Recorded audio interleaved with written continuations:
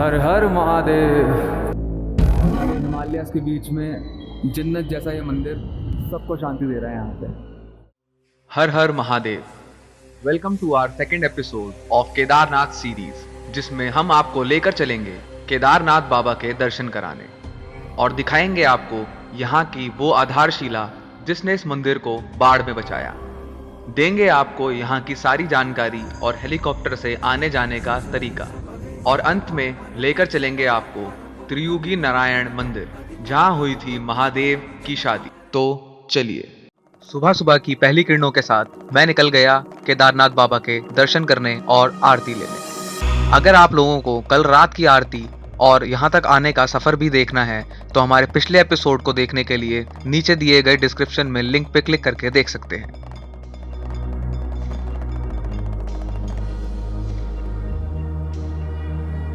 तो कपाट पे पहुंचते ही हमें दिखी है बहुत लंबी लाइन, और इससे पहले कि ये लाइन और लंबी हो जाए मैं जा रहा हूँ दर्शन करने। और क्योंकि अंदर रिकॉर्ड करने की अनुमति नहीं है, इसलिए अब हम मिलेंगे दर्शन के बाद।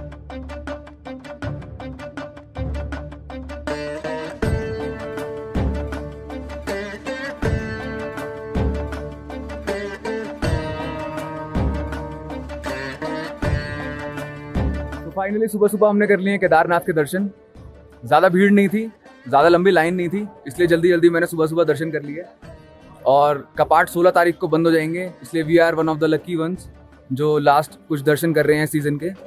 And you can see behind me the mighty temple of Kedarnath. So basically वहाँ से बाढ़ आई थी, उस जगह बादल फटा था, और जब वो सारा पानी उधर से इस तरफ को आया मंदिर की तरफ, दिस वॉज द स्टोन और रॉक वी कैन से, जिसकी वजह से पूरा मंदिर बचा। And this rock is now considered as sacred as the temple. So you can imagine कितना फ्लो होगा, और एक स्टोन, एक रॉक इतना बड़ा, उसकी वजह से एक पर्टिकुलर मंदिर के पीछे ही वो रुका और सिर्फ मंदिर ही बचा। उसके अलावा ये सब अभी रिकंस्ट्रक्ट हुआ है, उधर अभी भी सब कुछ टूटा हुआ है, उसके पीछे की साइड सिर्फ मंदिर ही बचा था।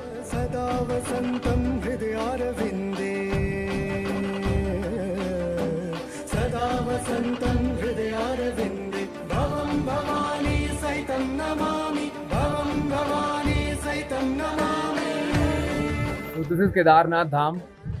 हमारे हिंदुज़म में 4 धाम में से एक, बहुत ही इम्पोर्टेंट रिजेम्बलेंस रखता है हमारे लिए। ये मेरा बहुत पुराना सपना था कह लो, या फिर बहुत ज़्यादा एम्बिशन था मेरे को इस जगह को लेके कि एक बार तो मुझे केदारनाथ आना है। And it is really worth it, it is really beautiful, and you can really feel the power in here. जब हर हर महादेव के उच्चारण आपको सुनाई देंगे पूरे रास्ते में, और यहाँ जब आप शाम की आरती देखेंगे तो आपको अलग ही पावर यूज़ होगी। अब पूजा ख़त्म हो चुकी है पर लोग जाने का नाम नहीं ले रहे हैं।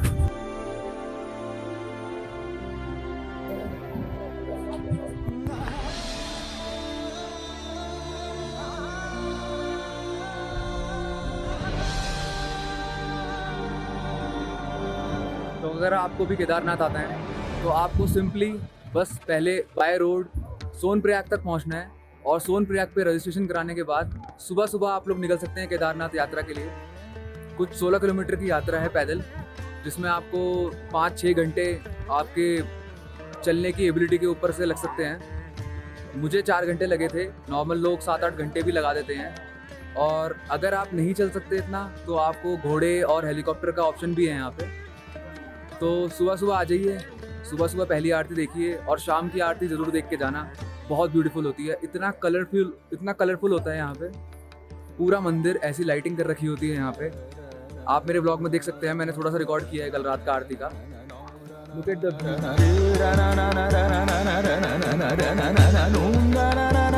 This all ground was filled last night. जब आरती हो रही थी पूरा भरा हुआ था। अभी कपाट बंद हो गए हैं, इसलिए थोड़ा सा भीड़ अब कम हो गई है, और ठंड की वजह से भी भीड़ थोड़ी थोड़ी कम हो गई है, बट बहुत अच्छा मौसम है। और ये हिमालयास के बीच में जन्नत जैसा ये मंदिर सबको शांति दे रहा है यहाँ पे।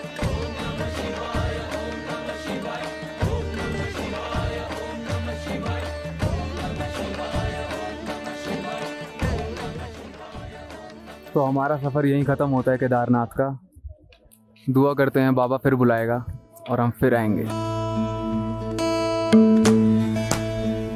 तो this was our hotel in Kedarnath, और यहाँ पे ज़्यादा लग्जूरियस रूम्स नहीं मिलते, ऐसे नॉर्मल से रूम मिलते हैं और ज़्यादातर 3 या 4 बेड्स वाले शेयरिंग रूम्स होते हैं। So me and my friends took a private room but we shared it, we were 3 people. So there was a double bed. It's a messed up right now because we are just checking out. Just showing you a bit ताकि आपको अंदाज़ा हो जाए कि कैसे rooms मिलते हैं यहाँ. And this room cost like 3,000 in season. So this is the last bridge and the entry point of Kedarnath. मंदिर थोड़ा आगे है बट यहाँ से एंट्री हो जाती है स्टार्ट. रात को दिखा नहीं पाया था तो मैंने सोचा दिखा दूँ.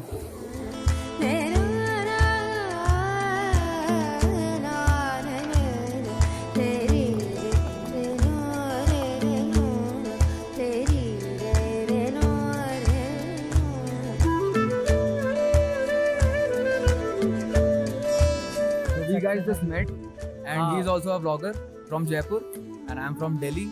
जन्नत देखिए, जन्नत है ये.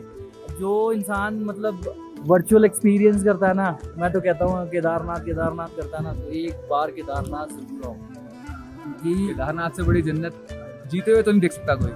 इस जगह का ऑरा ना बहुत ऊपर है. आपके चारों तरफ ना पहाड़ की ऐसी बड़ी बड़ी पीक्स है.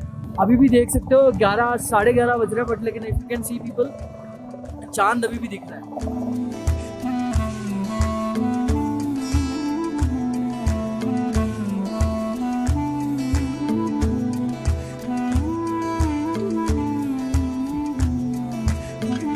तो वापसी के लिए हमने बुक करा लिया हेलीकॉप्टर और 20 मिनट में हमारा चॉपर आ जाएगा.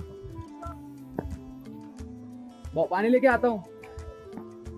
सो we are going to get the jal.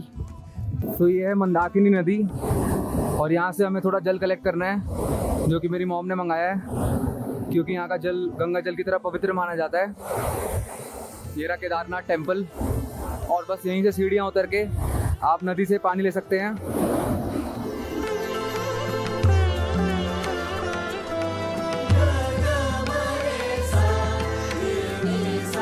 तो this is the helipad of Kedarnath. हमने वापसी के लिए हेलीकॉप्टर बुक कराया है क्योंकि one of my friends were injured, not seriously injured but उसके पैरों में थोड़ी प्रॉब्लम है अभी. सो अभी यहाँ हेलीकॉप्टर उतरेगा और फिर हम उसमें जाएंगे नीचे गौरीकुंड तक. तो अब बात करते हैं इस हेलीकॉप्टर की बुकिंग के बारे में. तो इस हेलीकॉप्टर की 1 साइड टिकट मुझे 2600 रुपये की पड़ी, जिसके लिए मुझे अर्ली मॉर्निंग हेलीपैड पहुंचकर लाइन में लगना पड़ा और बहुत सी कंपनी के ऑफिस मुझे दिखे, जिसका रेट पता करने के बाद मुझे दिखा कि सबका रेट सेम ही है, इसलिए जो अवेलेबल थी मैंने वो टिकट बुक करा ली. इसी तरह आने की हेलीकॉप्टर की सुविधा लेने के लिए आप नीचे सोनप्रयाग पे भी बुकिंग करा सकते हैं. तो केदारनाथ से नीचे आपको कौन से हेलीपैड पे उतरना है उसके लिए आपको कुछ ऑप्शंस हैं, जिसमें से मैंने ये फाटा वाला ऑप्शन चूज़ किया था क्योंकि मेरी गाड़ी सोनप्रयाग की पार्किंग में खड़ी थी.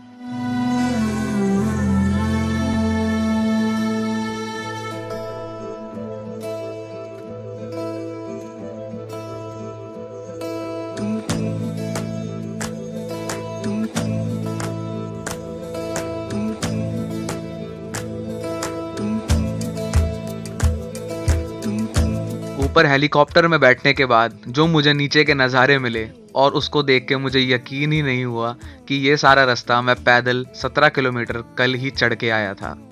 वो रास्ता इतना ज़्यादा बड़ा लग रहा था कि कोई इमेजिन भी नहीं कर सकता कि हम कैसे चढ़ गए. बट शायद यही शक्ति है महादेव की.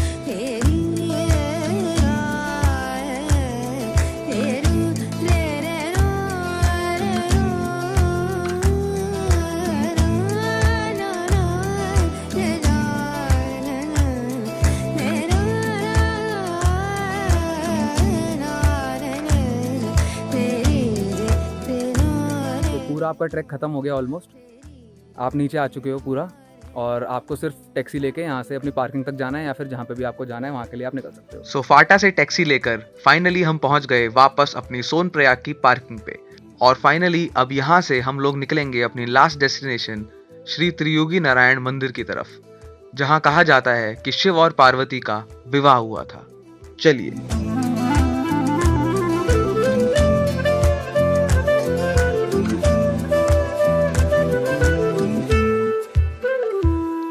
वैसे तो ये मंदिर हजारों साल पुराना है और इससे जुड़ी काफ़ी कहानियाँ होंगी, बट आइए इसके इतिहास के बारे में थोड़ा सा पता करते हैं यहाँ के पंडित जी से।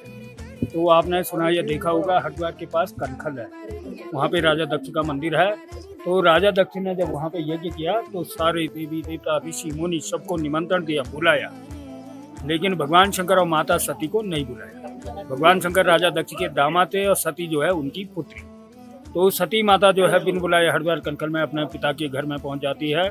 वहाँ पे देखती सारी देवी देवताओं का वहाँ पे आदर सत्कार मान सम्मान हो रहा है, लेकिन भगवान शंकर जी का निरादर हुआ, उनको नहीं बुलाया गया। तो सती माता जो है वहाँ कूद के मारे यज्ञ कुंड में सती हो जाती, भस्म हो जाती। तो ये मंदिर प्रांगण में 4 कुंड है, इसको बोलते हैं पहला ब्रह्म कुंड, दूसरा हुआ रुद्र कुंड, तीसरा विष्णु कुंड, चौथा सरस्वती।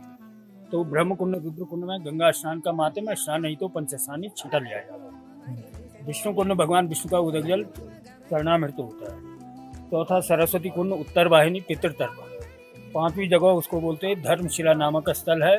तो वहीं पे राजा हिमांचल ने अपनी पुत्री पार्वती का कन्यादान करके भगवान शंकर को दिया था।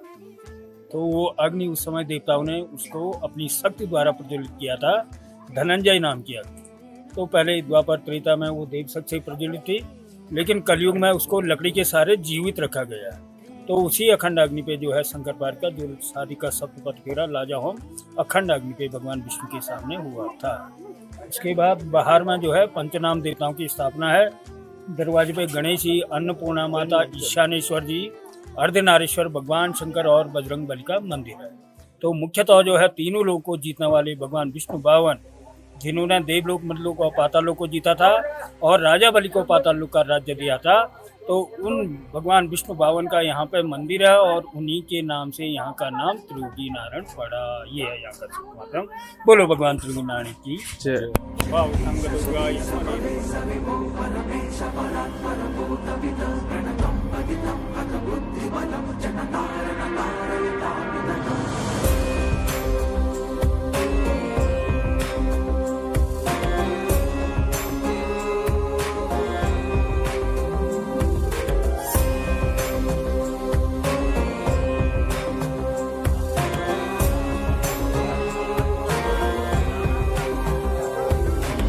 तो इस मंदिर के दर्शन के साथ खत्म होता है हमारा केदारनाथ धाम का ये सफर, और आशा करता हूँ कि इस पूरे सफर में दिखाए गए एक एक दर्शन और मंदिर आपको दिल को सुकून दे के जाएंगे। और आगे आने वाली हमारी सारी सीरीज से जुड़े रहने के लिए प्लीज़ हमारे चैनल को सब्सक्राइब कर दीजिए और अपने सारे परिजनों में शेयर भी कर सकते हैं।